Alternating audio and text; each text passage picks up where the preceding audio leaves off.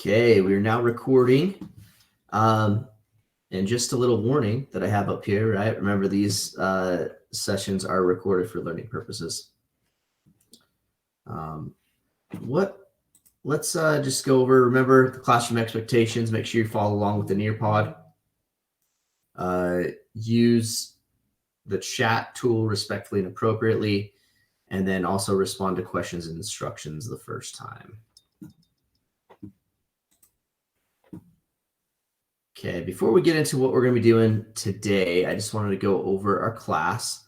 Remember, when you log in, all of the recordings are right here, readily available if you did miss a class. If you go to course plan, we got some other things that are coming up. Today's the 29th. We have live class. And this week we have quizzes 28 to 28 or 23 to 28 due. So those are all due by Friday. That is your exit ticket / assignments for the week. And then remember, winter break starts Wednesday the 22nd and will run all the way through January 2nd. We'll be back on the 3rd, and the last day of the block is the 7th. So we do not have much longer. Can't believe how fast this has gone by. Just so you have aware, if you go into content, your module 9 and module 10 is what's due this week. So make sure you go and you're watching those videos, taking all those quizzes, and you'll be able to do that. As you can see, like video 31 and quiz 27, they do not line up, but they are accurate, okay? I have got a lot of emails on that, but yes, they are accurate. Video 31 and 27 are there, okay? All right, let's get back into the Nearpod. The lesson objective today is, given quizzes in the OLS, students will accurately answer multiple choice questions about investing and risk management with 80% accuracy across one trial. So basically, we're going to be talking about how to protect your assets. I don't know. There's a game out there. I don't know if any of you if you've played it before. Maybe you can top on the chat if you have. It's called Protect Your Assets. Have you ever heard of that before? It's a card game that you play. You get kind of like you're trying to accumulate different assets, like vintage vehicles and nothing of that. I'm trying to think what else. There's just money, different stocks, that kind of stuff. And you try to basically, but people are kind of taking it away and that kind of stuff. So you have not heard of it, but it sounds interesting. Yeah, it's a good game. So you can play up to, I think, like 10 people. And you're just going around and you're basically like, hey, I want those. And so you'll grab those. And there's ways to protect it. It's kind of like Monopoly, but in a card fashion, a card game. But your goal is to accumulate as many until the card deck's gone. You got a big old card deck. And try to get as many assets as you can. So such as stocks or bonds or vehicles, or I like vintage cards. So like, it's kind of interesting. Things that were not particularly valuable back in the day, they're kind of valuable now. So like Pokemon cards, they came out when I was a kid, Pokemon cards. Now those cards are worth like quite a bit of money. And I heard they're still fairly popular. My brother has like all these different Pokemon cards and they're worth a bunch of money. It's crazy. My dad collected baseball cards, and those ones are worth quite a bit of money. So different kind of things like that, right? You have a huge collection. That's good. I look and see how much they are. Like it would be interesting to kind of see. But then they also have like, rare paintings. That they're starting to get into like digital kind of stuff, the EFTs. You've heard of I don't know exactly a lot about them, but I had a friend that was talking to me about how you get these EFTs, and they're like computer programmed like art or games or something like that, but they're very NFTs. That's what it is. Thank you. EFT is electronic fund transfer. I'm sorry, NFTs. Thank you for clarifying. I'm kind of new on that because I'm trying to get into a lot of like this digital stuff, like cryptocurrency and stuff like that. That's becoming bigger and bigger as a financial thing. Okay. But with that all being said, you've accumulated your money over time.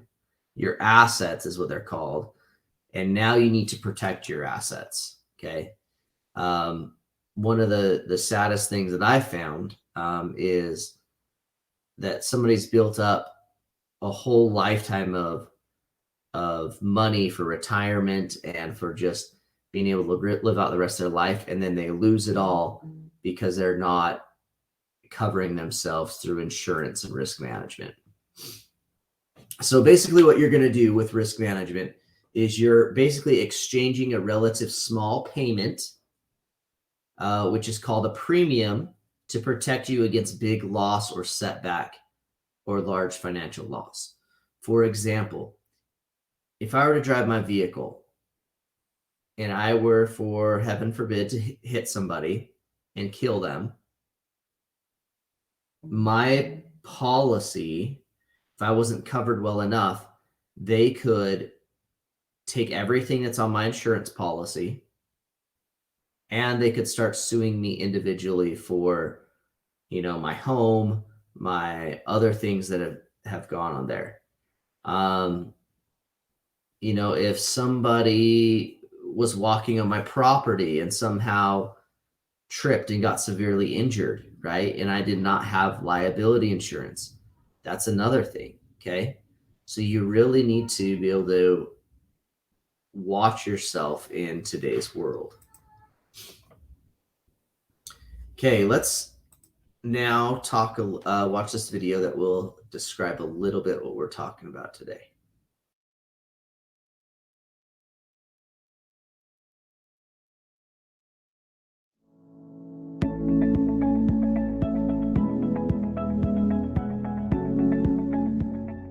Hi, I'm Becca.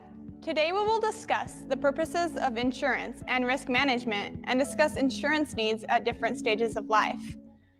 Life is full of risks. You can try to avoid them or reduce their likelihood and consequences, but you cannot eliminate them. You can, however, pay someone to share them. That is the idea behind insurance. There are speculative risks, that is, risks that offer a chance of loss or gain, such as developing a killer app that may or may not sell, or investing in a corporate stock that may or may not provide good returns. Such risks can be avoided simply by not participating. They are almost always uninsurable. There are pure risks, which are accidental or unintentional events, such as a car accident or an illness. Pure risks are insurable because their probabilities can be calculated precisely enough for the risk to be quantified, which simply means it can be priced, bought, and sold. Risk shifting is the process of selling risk to someone who then assumes the risk and its consequences. Why would someone buy your risk? Because in large enough market, your risk can be diversified, which minimizes its cost. Insurance can be purchased for your property, your home, your health, your employment, and your life. In each case, you weigh the cost of consequence of the risk that may never actually happen against the cost of insuring against it. Deciding what and how to insure is really a process of deciding what the cost of loss would be and how willing you are to pay to get rid of those risks. Unlike insuring property and health, life insurance can combine two financial planning functions, which are shifting risk and saving to build wealth. The decision to buy life insurance involves thinking about your choices for both and your opportunity cost in doing so. Life insurance is about ensuring your earnings, even after your death. You can create earnings during your lifetime by selling labor or capital. Your death precludes your selling labor or earning income from your salary or wages. But if you have assets, they can also earn income. They may be able to generate some or even enough income to ensure the continued comfort for your dependents, even without your salary or wages. In other words, the larger your accumulated asset base, the greater its earnings, and the less dependent you are on your own labor for financial support. In that case, you will need less income, protection, and less life insurance. Besides the idea of life insurance, which another way to protect your beneficiaries is to accumulate a large enough asset base with a large enough earning potential.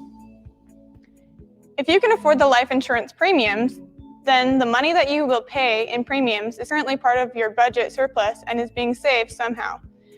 If it is currently contributing to your children's education savings or to your retirement plan, you will have to weigh the value of protecting current income against ensuring your children's education or your future income in retirement.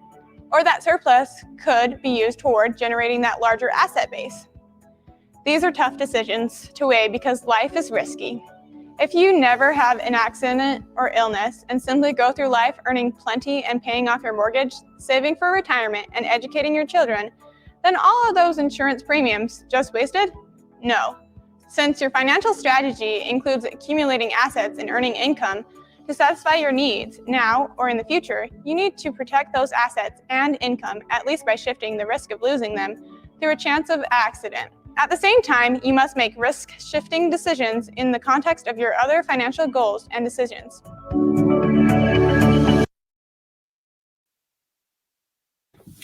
All right. So that kind of talked a little bit about what we're going to be talking about today. So what I want you to do real quick is to fill in the blank here. And this will kind of give you a scenario that actually happens quite a bit. So I'm not to the point where I have a teenager that's going to be driving, but in 5 years I will, or 6 years. 6 years, I think I will have a daughter that will be driving a car, right? So, and this is interesting for you guys that are starting or maybe have your license to kind of thing. So the number of insurance claims for, what do you guys think it is?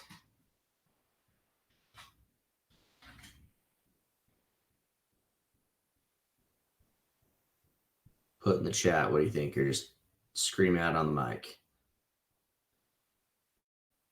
Auto, very good. Okay, so the number of insurance claims for auto accidents involving teens is blank higher.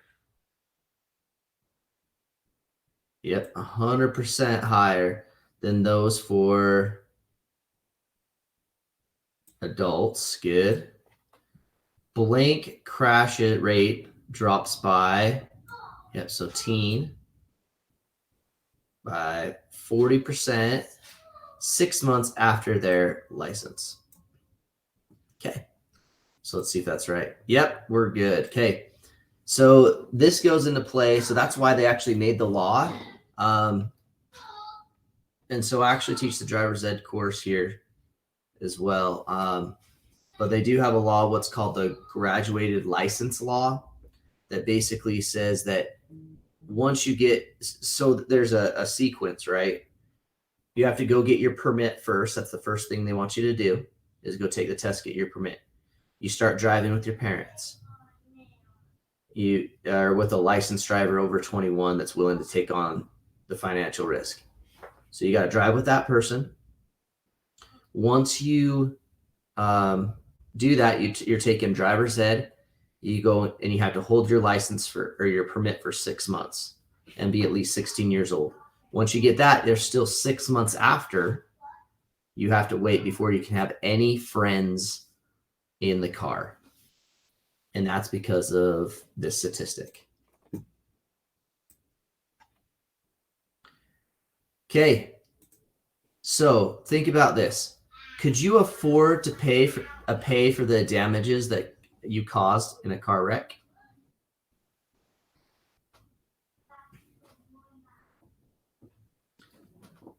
Let's have you put that up there. Nope. Can't even afford a car. All right. Very good. So you see why somebody said, what if you have your permit for more than 6 months? Yeah, then you can get your license, right? But after you get your license, you have another 6-month waiting period that you can only drive immediate family or if somebody else is in, like a licensed driver over 21's in the car with you that's in the passenger seat.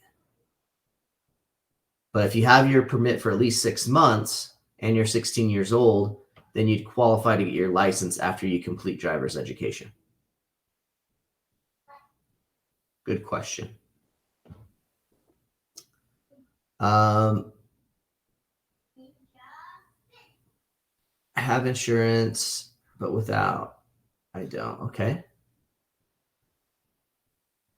So it's okay to have your permit more than 6 months, or does it expire? Your permit is valid. Your learner's permit is now valid for a year and a half from the time that you passed the test and got it. You got it at the driver's license division. So you have a year and a half. So you'll have to look on your permit and see. Honestly, it depends on how bad the damage of the car. Yeah, exactly, right?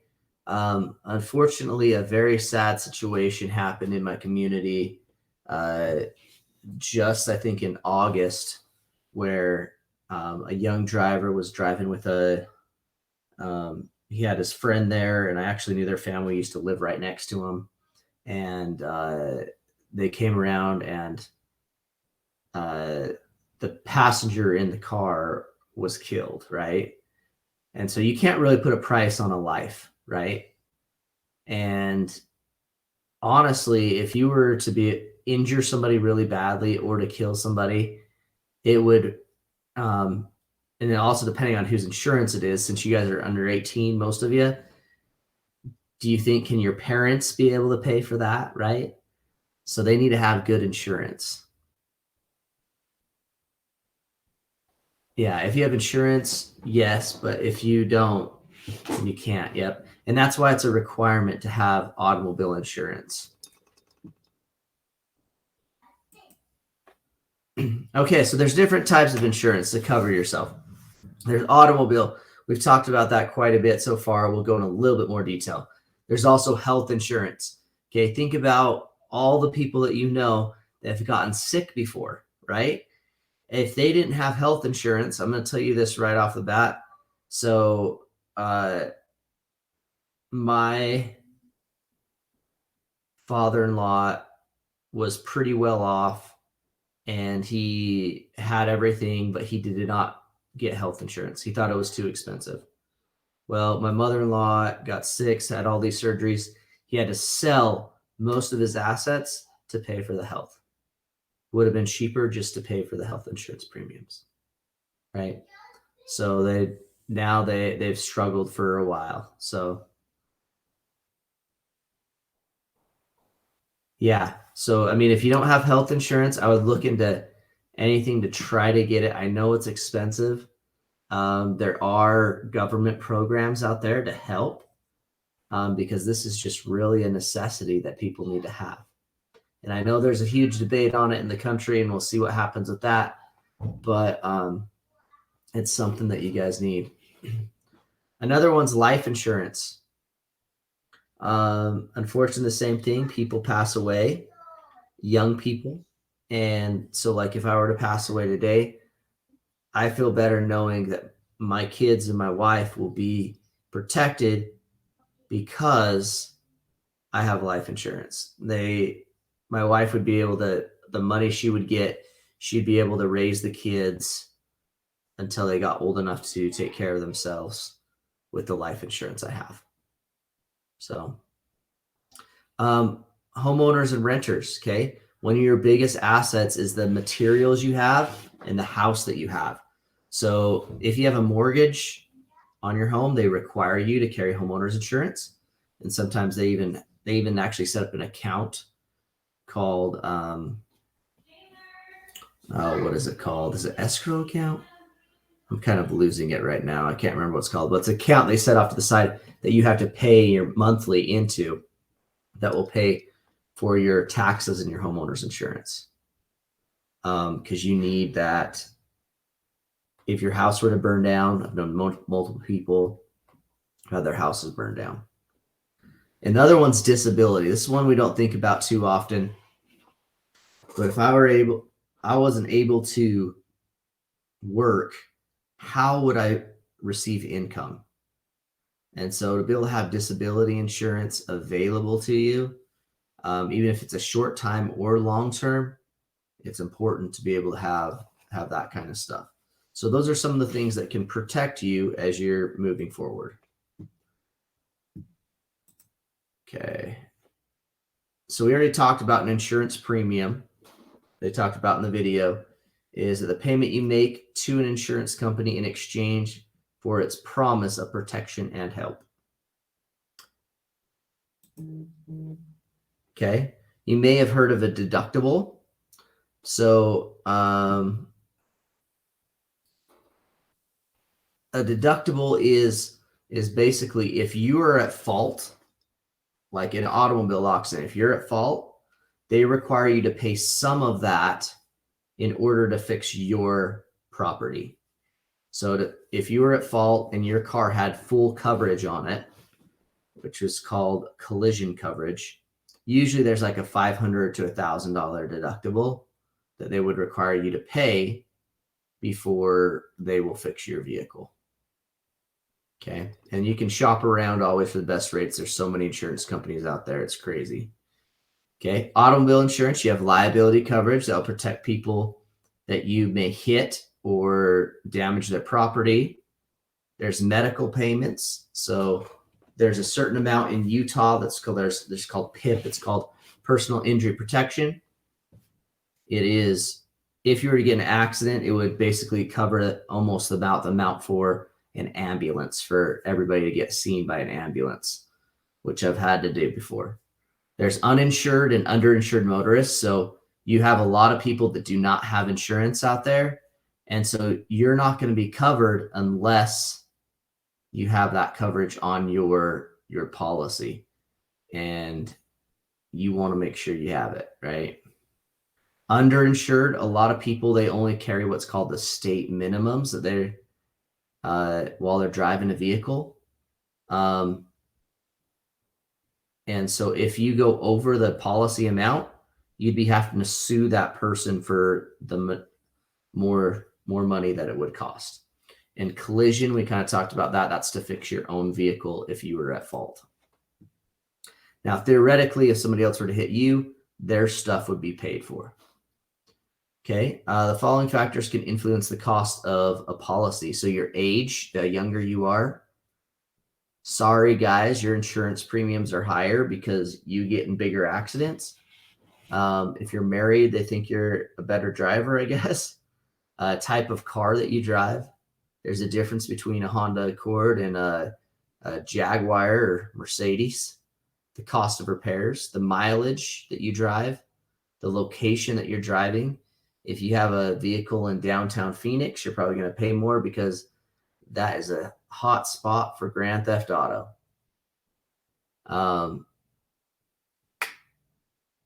Law enforcement and driving record. Okay, so you got tickets and stuff like that. Okay, next one, we talked about health insurance a little bit. There is now a coverage that I think this has changed now. It's gone all the way up to 26. So you guys can be on your parents' policy all the way up until you're 26 years old. So that's kind of a good thing. This pays medical bills in case your family becomes sick or injured. Another big one is maternity, right? So if you're having a baby, that's all covered. You want to make sure you have all of that stuff kind of in place. And as I said before, there is government assistance out there. So if you do not have it, I would look for that government assistance to kind of help you because you may need it. Okay, property insurance. This is like homeowners or renters insurance. Homeowners insurance covers your home and your property with inside it.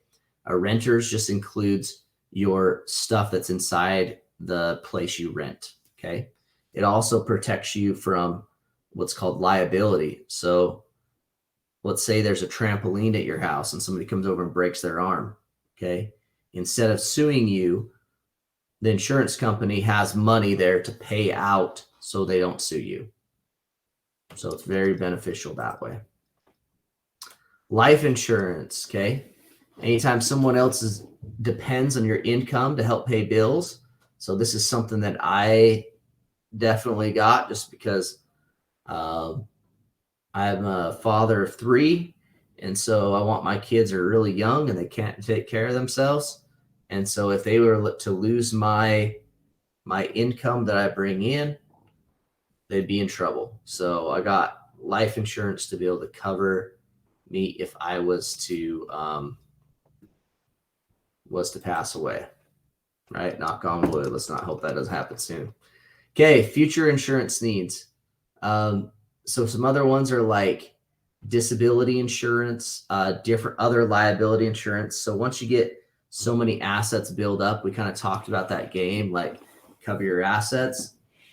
Once you get so much there, you want to maybe even do what's called a PUP, which stands for personal umbrella policy. And usually that's in the form of about $1 million that will cover anything up and beyond. So unfortunately, when people see other people, they maybe have like their house paid off or something like that, they try to go after them and possibly sue them if that were to happen. Another thing that you'll need to look at doing, and I know this seems so long in the future for you guys, but it's called estate planning. So once you accumulate those assets and you were to die, you want to make sure that you can minimize the taxes that the people that inherit your money will have to pay on it. And so there's ways to get life insurance policies and stuff like that to cover those things and minimize taxes. Some other ways for estate planning is they put them in what's called wills or trusts. So my family, we have a trust that we have created in order that if things, if my parents were to pass away, everything is in the trust and I don't have to go to the courts in order to be able to access that money. It just goes directly to the trustees, which myself and my siblings are a part of, and you're able to not have to go into what's called probate, which can be really long, and somebody has to fork out like funeral costs and stuff like that. So just these little things can really help you through life as you're kind of moving along there. So that ends our class today. Let me just recap of what we need to do. It's going to make me log in again. Okay, so you need to complete module 9, which is right here. Everything on module 9. And then also module 10, which is more of what we talked about today, the risk management and protecting assets. Okay, so that's this week's assignments. Do you guys have any questions or anything like that? Okay. All right, I'll stick around if you guys do have any. I appreciate you guys coming, and we'll talk to you later. We'll see you.